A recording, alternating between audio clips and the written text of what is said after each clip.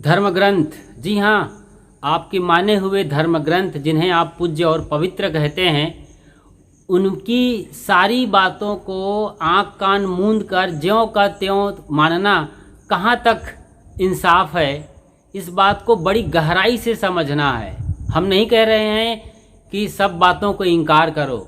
कबीर पंथ के महान विद्वान आचार्य सद्गुरु धर्म स्वरूप साहिब जी वो अक्सर कहते थे कि जैसे धर्म ग्रंथों के लेखक स्वतंत्र थे, जो मर्जी आए वो लिखते चले गए हैं आज से हज़ारों साल पहले, तो आपको भी आज 21वीं सदी में विज्ञान के ज़माने में स्वतंत्र होना चाहिए कि जो बातें कारण कार्य व्यवस्था के अनुकूल हैं केवल उन्हीं बातों को स्वीकार करिए और बाकी बातों को एक साइड लगा दीजिए।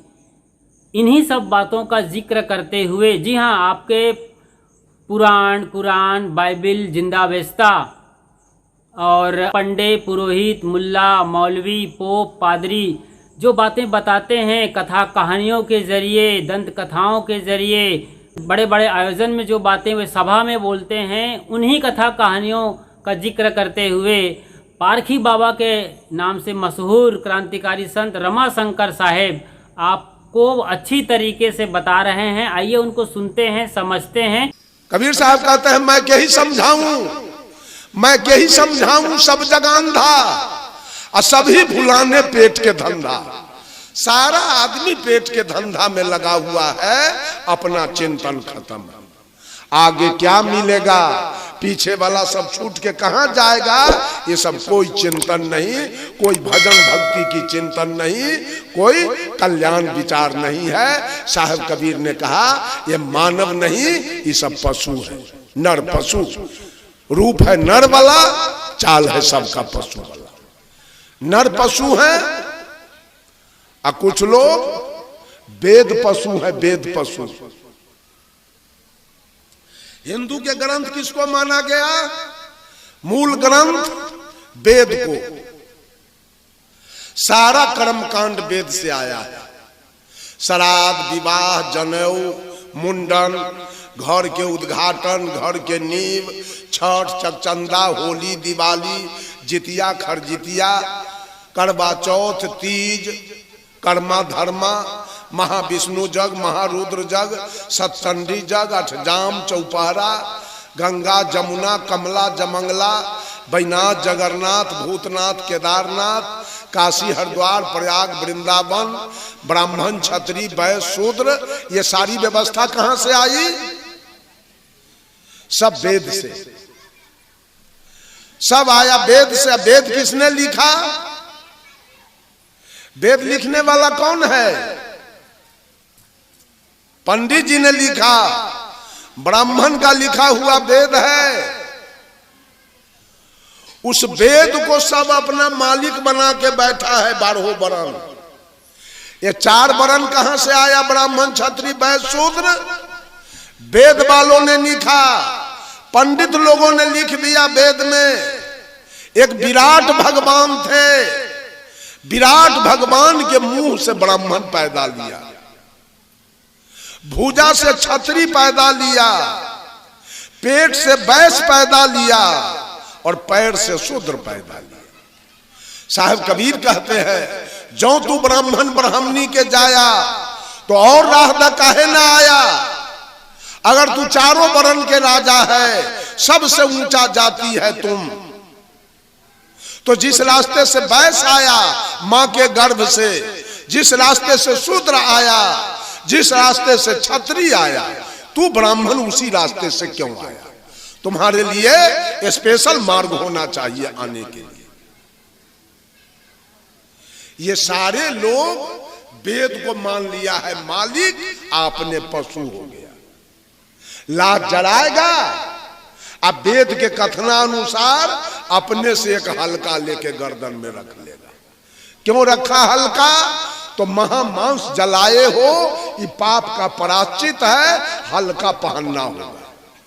हल्का पहन लिया तो पंडित जी को बुलाओ, पिंडदान कराओ, हल्का तोड़वाओ, तब तुम्हारी मुक्ति है। नहीं तो नरकगामी, तुम्हारा पितर भी नरक जाएगा और तू भी नरक चले जाओगे। घर बनाओ और जब तक पंडित जी नहीं आएंगे घर का उद्घाटन नहीं होगा। बेटी पैदा करो और जब तक पंडित जी नहीं आएंगे बेटी का ब्याह नहीं होगा। बेटा पैदा करो, पंडित जी ना आएंगे तब ब्याह नहीं होगा। इस सारा दुनिया वेद का गुलाम, वेद का नौकर बना हुआ। सदगुरु कबीर कहते हैं नर पशु और वेद पशु सब वेद का गुलाम है, वेद का पशु बना है। जो जो पंडित कहेगा उतना ही चलेगा, सब उससे आगे पीछे नहीं चलेगा। 10 दिन में नखबाल कराना है, कहीं 11 दिन हो गया तो भीतर नरक चला जाएगा। इतना बज के इतना मिनट में गंगा स्नान करना है, कहीं 1 मिनट बढ़ गया तो मुक्ति नहीं मिलेगी, खत्म हो जाएगा। इतना बज के इतना मिनट में संजुका रख है और इतना बज के इतना मिनट में बिनहुका रख है। अगर डेट खत्म हो गया तो आदमी न तरेगा, सब नरकगामी हो जाएगा। सारा वेद को मालिक बनाया गया, अपने सारे लोग रैयत हो गए, अब वेद को मालिक बना के बैठा। कितनों कबीरपंथी कुछ बात समझा दे, कितनों बता दे, लेकिन महिला और पुरुष पर इसका कोई प्रभाव नहीं है। जो पंडित आके कहेगा वही बात होगा, क्योंकि मालिके है वेद बना हुआ। अब मालिक अपने ऊंच जात बन गया और सारे लोगों को शूद्र बना दिया, सबको सोलकन बना दिया वेद। जादव, कोयरी, कुर्मी, कानू, कलवार, लोहार, हजाम, तेली, सूरी, बनिया, मलाह, केवट, गंगौत, धानुक जितने हैं, माने राम, पासवान, डोम, हलखोर, मेस्तर, ये सब सोलकन हो गया। अब पंडित जी अपने ब्राह्मण हो गए ऊंच, आई सब को नीच बना के रखा और लोग मानने के लिए तैयार है। पंडित जी की गुलामी, वेद की गुलामी मानने के लिए सब तैयार है। अगर कोई एक आदमी कबीरपंथी के माता पिता मर गए, अभी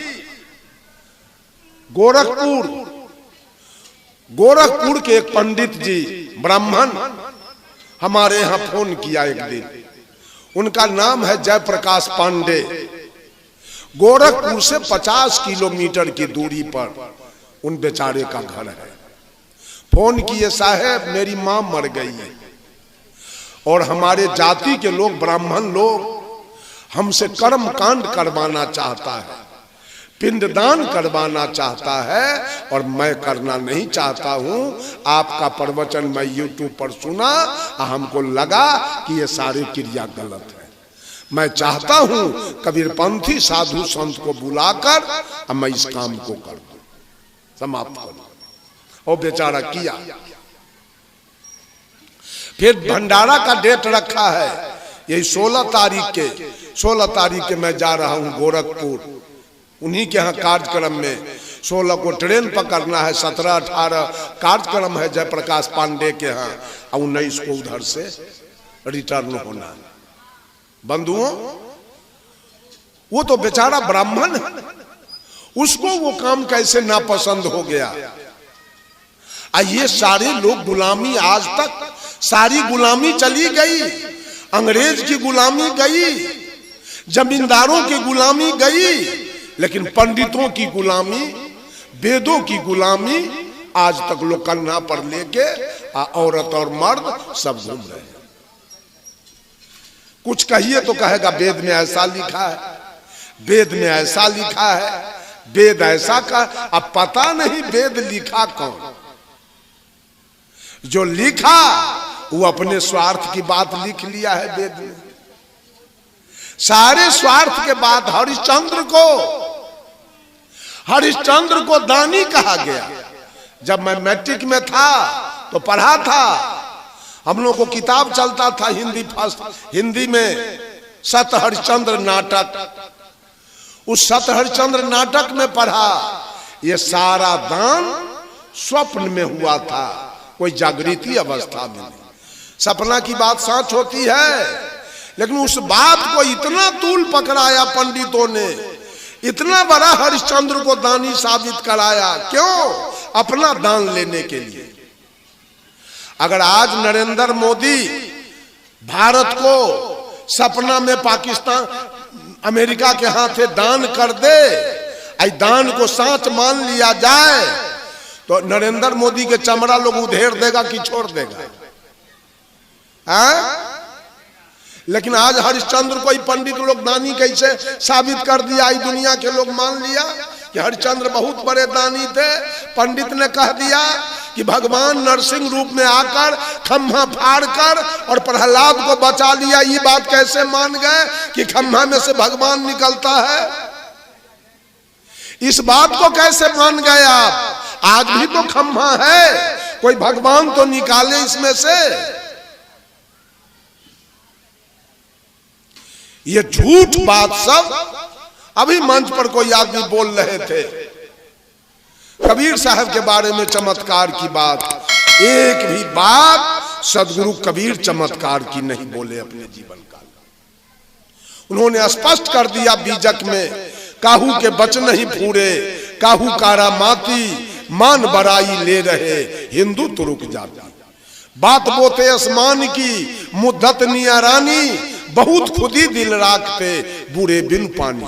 कहे कबीर कासो कहूं, कहा भगवान राम खीर से पैदा हो गए, सीता मैया धरती से पैदा हो गई, सुखदेव जी सुग्गा से पैदा हो गए, कर्ण सूर्य से पैदा हो गया, भीष्म पितामह गंगा नदी से पैदा हो गए, अगस्त मुनि घैला से पैदा हो गए। तो कबीर पंथी कहा कबीर साहब भी आकाश से चले आए। ऐसा हो सकता है क्या? ऐसा संभव है? मैंने एक आदमी से पूछा कि अगर परीक्षा में विद्यालय में विद्यार्थी से पूछा जाए कि सदगुरु कबीर, ये कौन है इधर घूमे हुए हैं, ये सदगुरु कबीर इस धारा धाम पर कैसे आए, और वो विद्यार्थी लिख दे कि कबीर आकाश से आए, पास करेगा कि फेल? वो विद्यार्थी पास करेगा कि फेल करेगा? उसको फेल करना पड़ेगा, क्योंकि ये बातें कारण कार्य व्यवस्था से बाहर की बात है। वो विद्यार्थी पास नहीं करेगा। जब भगवान राम विवाह करने जनकपुर के लिए प्रस्थान किए, जब जनकपुर आए, मड़वा पर बैठे हुए थे। जब दूल्हा जाता है विवाह करने, तो गांव के लड़की युवती लड़की सब दूल्हा से मजाक करने आती है। भगवान राम मड़वा पर जब बैठे हुए थे, तो आ गए जनकपुर के लड़की सब, और राम से कहती है भगवान राम से, ए पहुन जी, अति उदार करतूतीदार अवधपुरी की बामा, खीर खाए पैदा सुत करती, पति कर कुछ नहीं कामा। ए पहुन जी, आपके अयोध्या के औरत, अयोध्या के नारी इतना उदार विचार की है, खीर खा के बच्चा पैदा करती है, अयोध्या में दूल्हा के कोई जरूरी नहीं। जब खीरे से बाल बच्चा हो जाए औरत के, तो दूल्हा के कौन जरूरी है? कहा अयोध्या में दूल्हा के कोई जरूरी नहीं है, खीर से बच्चा होता है। भगवान राम तो बेचारे लजा गए मड़बा पर। सखी बचन सुन के रघुनंदन बोले मृदु मुस्काते, आपन चाल छिपा बहु प्यारी, करहुआन की बातें। स्पष्ट करते हैं राम मड़बा पर, कोई नहीं जन्मे मातु पिता बिनु, बांधे वेद की नीति, तुम्हारे तो सब मही से उपजे, हमरे अस नहीं रीति। भगवान राम उन औरतों से कहते हैं, हम सखियों से, सुन लो, बिना माए बाप के इस धरती पर कोई आ नहीं सकता। यही न कहने आई हो कि अयोध्या के नारी सब उदार विचार की है, खीर खा के बच्चा पैदा करती है, अयोध्या में दुल्हा का कोई जरूरी नहीं है। हम भी सुने हैं, राम कहते हैं सखी से, हम भी सुने हैं अयोध्या में खीर से बच्चा होता है और जनकपुर में खेत से बच्चा होता है, यहां दुल्हीने के जरूरी ना। अयोध्या में दुल्हा के जरूरी ना और जनकपुर में दुल्हीन के जरूरी ना। वहां खीर से और यहां खेत से। संभव है? ये बात सब उड़ाया गया और आध्यात्मिक लोगों को बेवकूफ, मानव को बेवकूफ बनाया गया। ये सब बात चमत्कारी बोल बोल करके, ये सारे गुलामी की बात है। किसी के लिखे हुए बात को मान लेना, अगर मानते हैं तो रामायण में लिखा है कि राजा सगर की पत्नी सुमति से 60,000 बेटा एक के दिन में पैदा हुआ। मानिएगा? मान लीजिए, मानना है तो मान लीजिए। लिखा है रामचरितमानस में, मास दिवस का दिवस भा इमर मन जाने को, रथ समेत रवि ठाके निशा कवन विधि होय।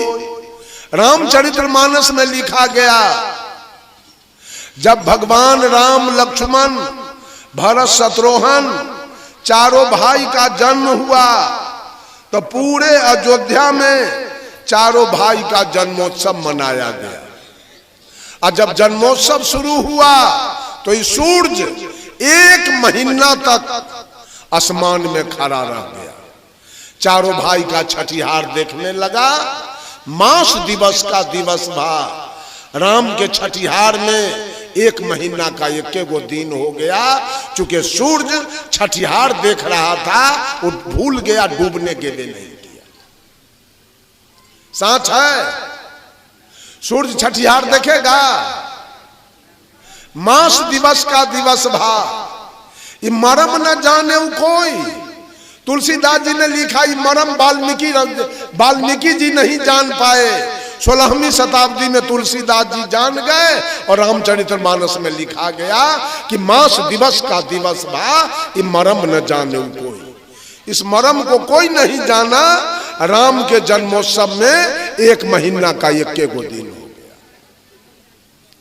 रथ समेत रवि ठाके, रथ समेत सूर्य अपने मंडली के साथ 1 महीना रुका रह गया।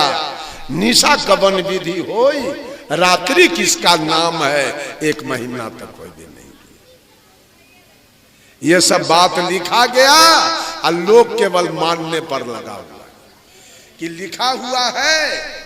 हमारे पूज्य गुरुदेव आचार्य श्री धर्म स्वरूप साहब बराबर मंच से कहा करते थे, लिखने वाले स्वतंत्र थे, जो मन में आया लिख दिया। तो पढ़ने वाला भी स्वतंत्र हो जाए और जो अच्छा लगे उसको पढ़ ले और गलत को उसी में छोड़ दे। लेकिन आज मनुष्य गुलाम बना हुआ है और जो लिखा उसको पढ़ते चल रहा है। लिखा है रामचरितमानस में, ते बरनाया धम तेली कुम्हारा, सुपच की रात कोल्ह कलवारा, नारी मुए गृह संपत्ति नासी, माथ मुराए भय सन्यासी। रामचरितमानस में लिखा हुआ है कि तेली नीच जाता है। रामचरितमानस में लिखा गया, तेली अछोप जात है, इसका पानी नहीं पीना चाहिए। कुम्हार अछोप जात है, कलवार अछोप जात है, डोम अछोप जात है और कोल भी लछोप जात है। ये 5 जात को नीच बनाया है रामायण। बना के रखिए। तो फिर पंडित जी क्यों जाते हैं तेली के यहाँ पूजाने, क्यों जाते हैं कुम्हार के यहाँ, क्यों जाते हैं कलवार के यहाँ पूजाने? ये सब तो अछोप जात है, ये सब तो नीच जात है। सारे लोग गुलामी में जी रहे हैं, स्वतंत्रता नहीं है। स्वतंत्र की बात कबीर करते हैं, स्वतंत्र हो जाओ सब आदमी। लेकिन सब लोग वेद के गुलाम बन के बैठे हैं। जो जो वेद पुराण कह रहा है वही वही कर्म कर रहे हैं। अगर लगन की बात सच है, पंडित जी के लगन पर आप बेटा बेटी का विवाह शादी करते हैं, वो बात अगर सत्य है तो राम और सीता के विवाह में 3 पुरोहित के द्वारा लगन तय किया गया था। उसमें विश्वामित्र जी थे, वशिष्ठ जी थे और सतानंद जी थे। 3 पुरोहित के द्वारा भगवान राम और जानकी जी के विवाह का लगन हुआ था। परिणाम क्या आया? सीता के मांग में सिंदूर पड़ा, हर के रावण ले गया, राम को 14 बरस वनवास हो गया, दशरथ जी की मृत्यु हो गई और कौशल्या जी का हार्ट फेल हो गया। अगर ये लगन सत्य है, वेद सत्य है, तो ये नतीजा कहां से हुआ सबका? ये गुलामी है। सब लोग गुलामी में जीना चाहते हैं।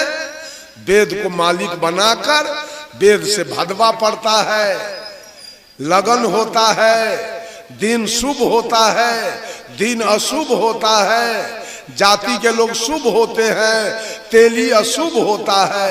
ये सारा वेद की वाणी है। और कुछ जात को अछोप बनाया गया, जिसका पानी नहीं चल रहा है उसको अछोप बना के ये वेद व्यवस्था ने सब कुछ करके रखा है। उसी को लोग मालिक बना के रखा है आज तक। अब वेद के अनुसार अगर जतरा पहर अगर तेली मिल जाए, हो गया जतरा खराब। जतरा पहर तेली के मुंह देख लिए, जतरा खराब हो गया। साहब जी जा रहे थे पूर्णिया गाड़ी पकड़ने, बैलगाड़ी पर बैठ के। अब बहलमान जो गाड़ी हाँक के ले जा रहा था, वो साहब जी से कहता है, साहब जी आज घुर जाइए, गाड़ी नहीं मिलेगी। कहा क्या हुआ? अरे मंगल साहब वो चला आ रहा है, तेली का दर्शन हो गया, गाड़ी आज नहीं मिलेगी। साहब जी कहे बेवकूफ कहाँ के, अरे आदमी के दर्शन से कहीं जतरा बिगड़ा है? चलो चलो बढ़ाओ। गाड़ी बढ़ी आगे। आगे जाने के बाद वो बहलमान कहता है, साहब जी गाड़ी मिल जाएगी। कहा क्यों? अब कैसे जतरा बन गया? तब मंगर सा के दांत देख लिए, अब जतरा बन गया। अरे देह है दोसर के या दांत है दोसर के? देह से जतरा बिगड़ गया, दांत देखे से जतरा बन गया। ये सारी व्यवस्था वेद ने दिया। आज तक हम लोग वेद के गुलामी में जी रहे हैं। वेद जो लगन बताएगा उसी पर बेटी का विवाह होगा। आ कितना लड़का लड़की भाग करके हिंदू के लड़की मुसलमान के लड़का विवाह कर लिया, और सबको बाल बच्चा है। कहाँ गया लगन, आ कहाँ गया वेद, आ कहाँ गया पतरा, आ कहाँ गया सत्यनारायण के कथा? सब चूल्ही भाड़ में चला गया, खत्म हो गया। क्या करें, बोलते रहे। बंधुओं, थोड़ी सी चर्चा अभी तो कुछ बाकी रह गया, फिर दूसरे सत्र में कल नर पशु, वेद पशु, पशु तो 2 और है, गुरु पशु भी है और तिरिया पशु भी है। 2 पशु और बचे हैं, उसकी चर्चा कल के सत्र में मैं करूंगा। अभी इतना ही कहकर अपने वाणी को मैं विराम। तो आपने अच्छी तरीके से देख लिया और समझ लिया कि आपके ही धर्म ग्रंथों का उदाहरण देकर बाबा ने किस तरीके से आपको समझाया है, जो कि कारण कार्य व्यवस्था के एकदम विपरीत है। ऐसी बातों को जो उटपटांग हैं, उल जलूल हैं, गप कथाओं को, गप कहानियों को शामिल कर दिया गया है और आप उन कहानियों और कथाओं के पीछे के इशारे को नहीं पकड़ पाते हैं, कथा और कहानियों में खो जाते हैं, इसलिए असली चीज़ से भूल भटक जाते हैं और सत्य का साक्षात्कार नहीं हो पाता है।